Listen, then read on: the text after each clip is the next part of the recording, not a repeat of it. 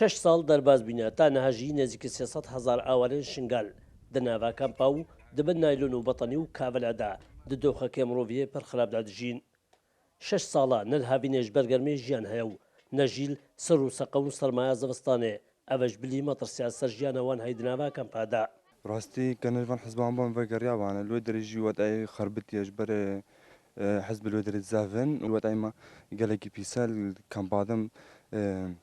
نزان كده قيمة أجر متكبل شادر هذا بزعمته براسي حياتك چزستاني چهاويني قالك بزعمته چەندین جارە حکوومەتە عێراق بڕیارە داخستنا کەمپادایە لێ وەزارەتە ناوخوا هەرێمەی پابەند نەبووە چالاکبانەکە شنگاژیت بێژێت لایەنی سیاسیش بۆ بەرژەوەندی خۆ دەرگەهێن کەمپا ناگرن تشتێکی شنگارە ناکەن و ئەوژی ینی هەردوو حکوومەت ینی نێڤەرا خۆسافی ناکەن هەگە بۆ یەکیش ئەگەرێت ڕئیسی هەتانەوە خەڵکی شنگان نکارێ ڤەگەرهێن على سبيل المثال يعني انتخابات على الابواب انتزاني يعني هناك جهات سياسيه احتمالا بقالك دنگا خاص جبان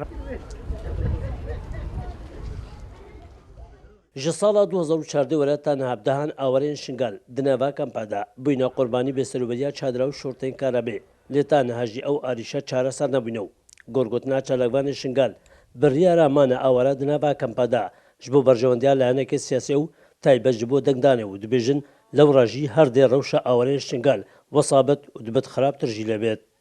Şevran Xedir Kursad News di nava kampên awarên şingalda.